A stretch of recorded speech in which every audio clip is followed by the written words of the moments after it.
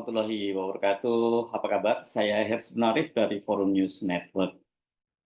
Guyonan Menteri Perdagangan Zulkifli Hasan soal sholat terus menuai kritik, kecaman bahkan ini akan dilaporkan ke polisi. Wakil Ketua Dewan Pertimbangan Majelis Ulama Indonesia Pusat, Kiai Haji Muhyiddin Junaidi, dan Front Aliansi Umat Islam Bersatu Daerah Istimewa Yogyakarta dan Jawa Tengah menilai ucapan dari eh, Menteri Perdagangan Zulkifli Hasan tadi sebagai penistaan agama. Ini berat ya kalau sudah sampai pada level penistaan agama ini. Kita tentu akan teringat kembali bagaimana blunder besar yang dilakukan oleh Ahok menjelang Pilkada DKI 2017 dan ini kemudian menyebabkan salah satu penyebab mengapa kemudian Ahok kalah telak melawan Anies pada Pilkada 2017. Selain dinilai tadi melakukan penistaan agama, itu beberapa elemen umat Islam juga akan melaporkan Zulkifli Hasan ke polisi. Bukan hanya soal penistaan agama, ini aktivis lingkungan di Bajo, Nusa Tenggara Timur menilai pernyataan Zulhas bahwa pemerintahan Jokowi berhasil menyulap kawasan Labuan Bajo itu punya jogging track seperti di New York, Amerika Serikat itu sebagai hoax. Di luar itu pidato Zulhas yang mengglorifikasi keberhasilan pemerintahan Jokowi ternyata banyak juga yang tidak benar. Itu salah satunya peran Jokowi dalam gencatan senjata Israel dengan Hamas. Soal ini kan bahkan pernah dibantah oleh Presiden Jokowi sendiri. Blunder dari pidato Zulhas itu tampaknya sangat serius ini dampaknya ya. Tidak hanya pada Prabowo, tapi wabil khusus kepada Partai Amanat Nasional. Karena itu Partai Amanat Nasional membantah bahwa Zulkifli Hasan itu telah melakukan penistaan agama. Ini berat memang kalau sudah masuk wilayah penistaan agama karena bagaimanapun juga sekarang ini basis dari pemilih PAN itu yang terbesar tetap saja itu umat Islam dan wabil khusus Muhammadiyah. Karena itu Ketua Fraksi Partai Amanat Nasional di DPR RI, Saleh Daulay, minta agar video itu disaksikan secara menyeluruh ya, bukan hanya sepotong-potong pada bagian ketika dia menyampaikan guyonan tentang tata cara orang dalam sholat itu yang sudah menghilangkan kata amin dan saking cintanya kepada Pak Prabowo sampai kemudian ketika duduk tasyahud itu tidak lagi mengacungkan satu jari tapi mengacungkan dua jari. Nah supaya berimbang, fair itu bolehlah ya kita simak secara utuh pidato dari Zulkifli Hasan itu. Saya ajak ini menyimaknya Anda secara lengkap karena pidatonya lumayan panjang ya, durasinya sekitar 20 menitan. Tapi nggak ada salahnya menyaksikan 20 menitan untuk lebih bersikap fair, adil dalam menilai pernyataan seseorang. Dan setelah Anda menyimak nanti baru kemudian Anda bisa nilai sendiri. Seperti apa sih sebenarnya intensi dari Zulhas? Benarkah adanya penilaian bahwa dia melakukan penistaan agama? Dan kemudian karena itu kesimpulan itu hanya menyimak potongan videonya. Nah, video lengkapnya saya kutip dari channel Garuda TV. Ini akun channel YouTube yang ini terafiliasi dengan Partai Gerindra. Dan tayangannya ini waktu itu dilakukan secara live pada hari Selasa tanggal 19 Desember 2023. Jadi 2 hari yang lalu. Bismillahirrahmanirrahim. Assalamualaikum warahmatullahi wabarakatuh. Selamat pagi, salam sejahtera untuk kita semuanya. Tadi teriaknya gimana? Pagi-pagi. Tadi teriak tadi loh, selamat pagi. Oh, selamat pagi. Satu putaran kalau begini. Maksud saya olahraga.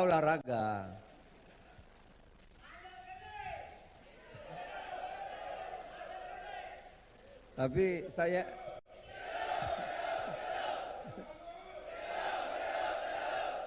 ini kalau ini satu putaran lebih banyak lagi.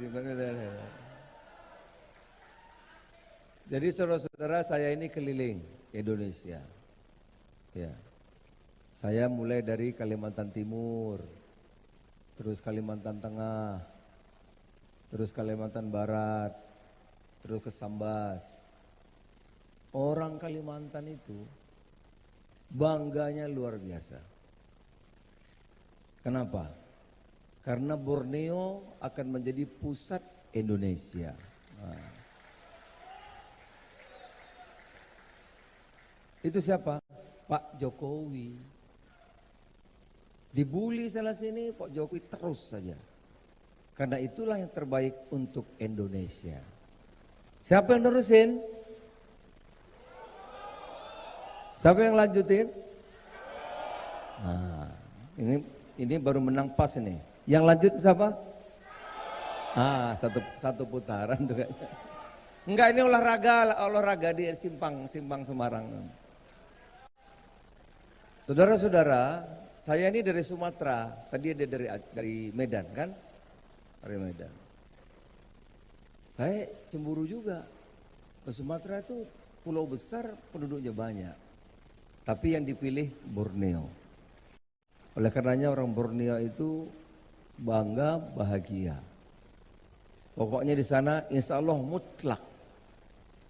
Saya nggak sebut menangnya loh, saya sebut mutlak aja kan. Enggak kampanye, saya sebut mutlak gitu aja kan, enggak sebut menang. Terus saudara-saudara, memang jejak itu penting. Jejak itu penting. Habis itu saya pergi ke Labuan Bajo, NTT. Kami di Sumatera belum pernah tuh datang Perdana Menteri. Labuan Bajo sekarang ada 11 hotel bintang 5. Ada Marriott, ada Ayana, banyak lagi. Sepanjang pantainya Labuan Bajo itu dibikin jogging track seperti New York. Waduh, ada Hudson River itu kayak gitu dibikin. Jalan 2 arah. Bayangkan bangganya orang NTT.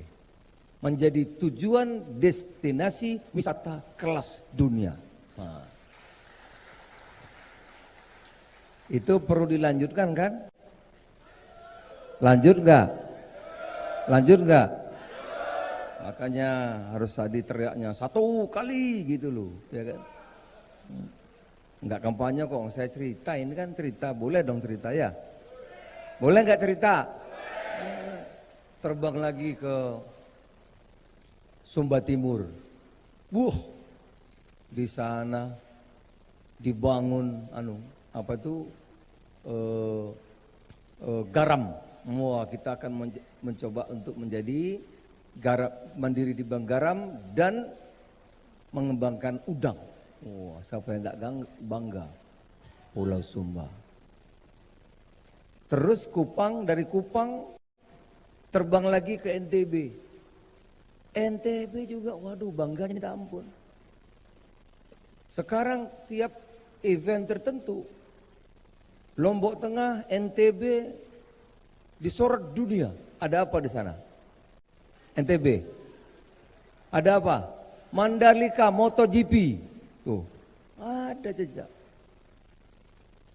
Wah, ini kalau diterusin gak habis-habis. Oleh karena itu saudara, kalau hari ini, tapi saya belum sebut nih. Pak Sudaryono, sahabat saya, ya. Terlalu semangat saya ya, belum nyebut. Tuan rumah langsung tancap gas, nggak sabar. Soalnya saya sama Bung Sudaryono ini udah puluhan tahun saya. Udah 10 tahun lebih. Ini saatnya, saudara-saudara, saatnya. Aduh. Tanya sama Mas Sudaryono, 10 tahun kita. Maksudnya berteman. Ini anggap kampanye aja sih, enggak kampanye saya kok. Cerita berkawan ya Mas ya. Tuh gitu. Nah ini. Jangan nanti diprotes Bawaslu saya. Lanjut Pak Kiai kita, Pak Kiai Toha. Pak, saya putranya masuk. Loh, saya udah ke rumahnya 2 kali. Ke pondoknya. Sama siapa ya? Sama Pak Prabowo. Betul tak Pak? Saya juga ke rumah sakit terakhir. Sama siapa? Berdua sama Pak Prabowo. Tuh, ya kan? Kenapa Pak Prabowo? Pak Prabowo ini hebat ya. Yang bisa melanjutkan kemajuan itu ya Pak Prabowo, saya bilang. Cerita boleh nggak ya? Boleh kan? Boleh. Selamat pagi. Cerita masa nggak boleh, baru perantara. Memang kadang-kadang gara-gara kampanye. Saya ini kan ke pasar. Ini pasar semua kan? Kita kalau ke pasar kan rame-rame. Kalau orang kita ke pasar rame-rame, pedagang nggak dibelanjai. Yang datang rame nginjak dagangannya, nyenggol dagangannya, dagangnya ada yang jatuh, masa nggak boleh belanja? Boleh nggak belanja? Boleh. Nggak boleh belanja Pak, hanya lagi kampanye. Loh ya nggak, kampanye itu kan bagi uang ke pemilih. Kalau belanja sama pasar boleh dong. Nah, itu. Kadang-kadang teman-teman Bawaslu kelebihan tuh. Nah, saudara-saudara, lanjut. Saya nggak cerita lagi, ya bagaimana Sumatera. Kemarin saya ke Bandung, atau Semarang dulu lah. Saya dulu tahun 83 udah setir sendiri ke Semarang. Semarang ini nggak ada pasar, yang ada cuma peterongan. Saya udah dagang tuh di peterongan. Jadi kalau Semarang ini saya familiar banget. Saya pernah 6 bulan di sini. Ada pasar peterongan di Semarang. Sekarang masih ada. Ada kan? Peterongan. Saya jualan di situ dulu. Dulu kalau ke Semarang, saya setir mobil sendiri. Pak, kalau 10 jam itu udah beruntung. Itu pun kalau bannya nggak gembos, kena paku. Sekarang Jakarta Semarang 4 jam udah masuk kamar hotel. Kalau berangkat jam 12, jam 4 udah masuk kamar hotel. Coba lihat. Ini perlu dilanjutin nggak pembangunan begini? Selamat pagi. Udah kita main kode, gimana lagi? Bawaslunya galak. Itu. Jadi saudara-saudara, tiap daerah itu ada jejak. Ke Bandung, udah pernah belum naik wus? Oh, cobain. Baru duduk, naik kereta cepat Pak. Baru duduk. Kemarin saya jam 7 ke Bandung. Jam 2 acara. Itu sama Pak Sekjen Kemendak tuh ada di sini. Sama Dirjen, tuh Dirjen yang bidangi pasar tuh, Pak J. Karim. Saya dari Jakarta Pak naik kereta jam 7. 2 acara di mana itu? Kabupaten apa Pak Sekjen? Sumedang, bukan di Bandung, Kabupaten Sumedang. 2 acara. Jam 11 Pak udah di Jakarta. Naik wus itu, baru duduk wus sampai Pak. Coba bayangkan. Baru duduk, saking enaknya. Udah pernah naik Mercy belum? Mercedes? Belum? Masa ngodidir pedagang pasar naiknya Mercedes ya? Biasanya nyobain Kijang ya? Ini naik wus itu Pak, waduh, nggak kerasa, cus. Sampai. Amerika aja, nggak punya tuh kereta kayak gitu. Indonesia punya, bangga nggak? Keren nggak? Keren nggak? Pembangunan kita lanjutin nggak? Nah, selamat pagi.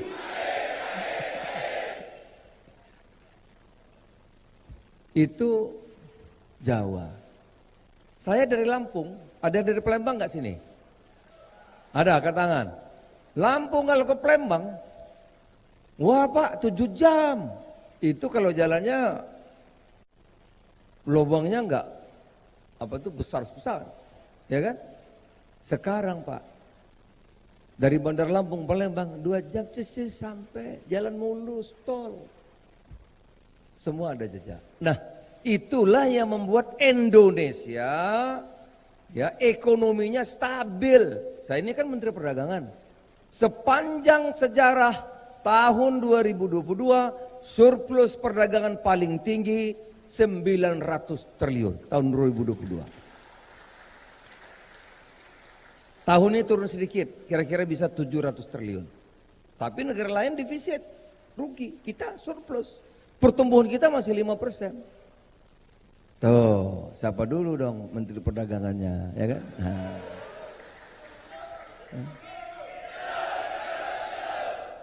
Siapa dulu dong ketua APSI? Ya kan? Lah duet berdua mah. Waduh. Selamat pagi. Maksudnya kalau duet berdua gini satu kali. Insya Allah. Nah jadi saudara, di luar kita dihormati. Dihormati betul Pak. Saya dampingi Pak Jokowi masuk Gedung Putih. Waduh, dulu ngeliat Gedung Putih kayak apa gitu. Ini saya berhadapan sama Biden. Joe Biden sini, Pak Jokowi gini. Saya di sampingnya, keren nggak? Ini ada yang pernah ke Gedung Putih belum? Yang ngelola pedagang pasar dulu. Nanti kalau sudah jadi Mendak, baru bisa masuk Gedung Putih. Makanya, ya kan, cukup satu kali, ya kan? Nah itu. Jadi saudara-saudara di luar negeri begitu. Kita dipercaya oleh KTT Darurat Oki memutuskan untuk menghentikan perang Israel Gaza. Siapa yang diutus? Pak Jokowi. Pak Jokowi, saya dampingi. Biden tanya, Pak Jokowi, Presiden Indonesia, apa yang bisa Amerika bantu, Amerika berikan sehingga Indonesia senang? Apa kata Pak Jokowi? Presiden Joe Biden, kalau ingin Indonesia senang, tolong hentikan serangan Israel terhadap Gaza. Oh. Hebat. Jawaban Joe Biden apa? Pak Jokowi, selain, saya dengarkan betul, selain soal Israel dan Palestina yang sedang berproses, maka kemarin sempat gencatan senjata berapa hari itu ada peran Pak Jokowi itu. Selain Israel dan Palestina yang sedang berproses, apalagi? Nah, bayangkan, saya ke Tiongkok, dampingi Pak Jokowi, sebelahnya duduk, depannya Presiden Tiongkok Xi Jinping. Apa kata Presiden Tiongkok? Buat Indonesia Pak Jokowi, apa saja yang diminta tidak ada yang kami tidak berikan. Karena Indonesia sahabat sejati Tiongkok. Begitu juga dengan Pangeran Arab Saudi, MBS Muhammad bin Salman. Saudara-saudara, hormatnya luar biasa. Kenapa? Karena dalam negeri kita berhasil. Ekonomi berhasil, politik stabil, saudara-saudara. Ya kalau ada kurang di sana sini wajar, kita ini negara besar. Negara besar sekali, belasan ribu pulau. Demokrasi terbesar ke 1, 2, ketiga di dunia. Kalau ada yang kurang ya wajar. Barat itu sudah 250 tahun. Kita demokrasi baru 25 tahun, wajar. Tapi dibanding negara-negara lain, kita jauh lebih maju. Nah oleh karena itu, inilah yang harus kita lanjutkan. Selamat pagi. Nah. Ya, karena kita punya modal semua segala-galanya. Kita punya bonus demografi. Pak Prabowo bilang, Pak Zul, kita sekarang saatnya. Sekarang semua kita punya. Pak Prabowo, Indonesia punya segala-galanya untuk menjadi negara maju. Kalau tidak sekarang, kapan lagi? Nah, maka perlu kesinambungan, perlu kelanjutan. Apalagi ya, banyak udah. Pokoknya intinya kira-kira udah paham lah, ya kan? Siap? Saudara-saudara, gimana? Tapi di sini kan aman ya. Saya keliling daerah Pak Kiai Toha. Sini aman sini.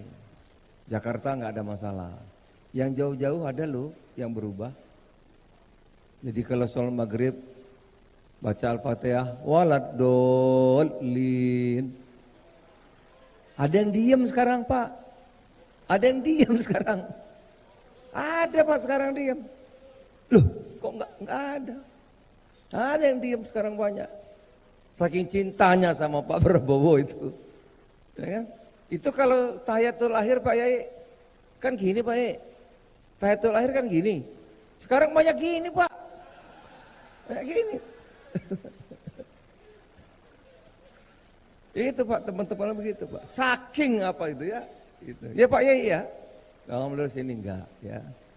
Itu. Saya kira itu saudara. Jadi saya berharap betul ya, ekonomi kita yang sudah stabil ini, teman-teman ini kan menentukan. Apalagi sekarang Nataru. Ya, pasar tradisional, pasar rakyat itulah kunci. Ya, kuncinya. Nataru, Natal tahun baru ini lancar apa enggak? Tersedia. Ketersediaan, supply, kemudian harga. Tadi saya pagi-pagi di pasar saya joget-joget begitu. Karena saya tiap hari dimulai orang. Apa itu mendak harga cabai 120.000?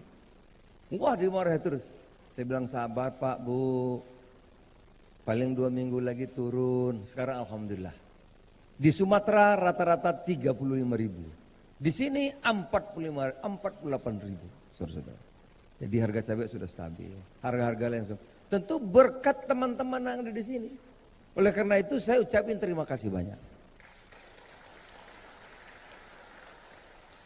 Saya kira itu di tahun politik ini yang terakhir, saudara-saudara, saya senang juga tuh lihat seragamnya. Di sininya ada warna birunya tuh.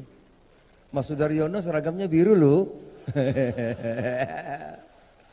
Ya kan sohib kami, ya kan? 10 tahun barang terus, ya kan? Nah, jadi bagi-bagi lah maksudnya, ya kan? Baik Mas Daryono dikasih biru sininya. Saya bilang baik betul kawan saya, kasih biru. Itu Pak Kiai aja pakai biru. Nah, tahun politik terakhir kita sudah sebentar lagi akan 14 Februari coblosan, sekarang lagi kampanye. Tapi apapun saudara-saudara, Pak Prabowo itu selalu mesen sama kita. Kalau orang ngatain kita terserah, tapi kita jangan ngata-ngatain kandidat orang. Cocok nggak? Setuju? Ya? Kita bolehlah kalau mau diapain serah orang lah. Kita kan nggak bisa ngatur orang. Tapi kita jangan mencela partai orang, kandidat orang. Kita menghormati, ya. Gitu. Walaupun kita beda tapi kita hormati. Karena kita ini adalah bersaudara sebangsa dan setanah air. Nanti pada tanggal 14 Februari, 15 Februari kita udah satu lagi. Karena ini kompetisi dan demokrasi itu dalam bahasa agamanya Pak Kiai itu amar ma'ruf nahi mungkar. Berlomba-lomba kita ini untuk berbuat baik untuk bangsa dan negara. Oleh karena itu persaudaraan, persatuan di atas segala-galanya. Terima kasih, selamat pagi. Assalamualaikum warahmatullahi wabarakatuh. Selamat pagi. Wah, ini satu putaran dan menang banyak. Terima kasih, terima kasih. Bagaimana? Sudah Anda simak secara menyeluruh? Kalau perlu diulang ya. Silakan Anda nilai sendiri dengan fakta-fakta yang ada. Nanti di cross check lagi ya dengan data klaim-klaim Zulhas tadi yang paling mencolok menurut saya selain blunder itu tampak sekali dalam pidato tadi itu Zulhas itu menggunakan fasilitasnya sebagai pejabat negara yakni Menteri Perdagangan. Tapi video tadi itu secara keseluruhan adalah tadi saya sebut glorifikasi terhadap keberhasilan pemerintahan Jokowi dan kemudian yang pantas meneruskan itu adalah paslon nomor 2 Prabowo Subianto dan Gibran Rakabuming. Kita tunggu bagaimana reaksi Bawaslu. Dalih apalagi yang akan dipakai oleh Bawaslu untuk tidak menyebut hal itu sebagai bukan tindak pelanggaran pemilu. Ini persis sama seperti berbagai kasus pelanggaran yang dilakukan oleh paslon nomor 002 sebelumnya itu ya. Yang masih lekat dalam ingatan kita adalah ketika Gibran ya itu bertemu dengan para perangkat desa, ada 8 organisasi perangkat desa, tapi orang menyebutnya pertemuan di abdesi itu. Dan waktu itu memang ada ajakan untuk memilih paslon nomor 2 dan juga kemudian ada atribut-atribut paslon nomor 2, tapi Bawaslu menyimpulkan bahwa kesalahan itu dilakukan oleh pengurus abdesi ya, pengurus perangkat desa itu bukan oleh paslon kan, walaupun paslon datang ke situ karena paslonnya juga tidak mengajak untuk memilih dia. Ini pokoknya segala macam dalih bisa dilakukan untuk melindungi kepentingan paslon nomor 2 ini. Saya Hersud Arif dari Forum News Network. Sampai jumpa lagi. Wassalamualaikum warahmatullahi wabarakatuh.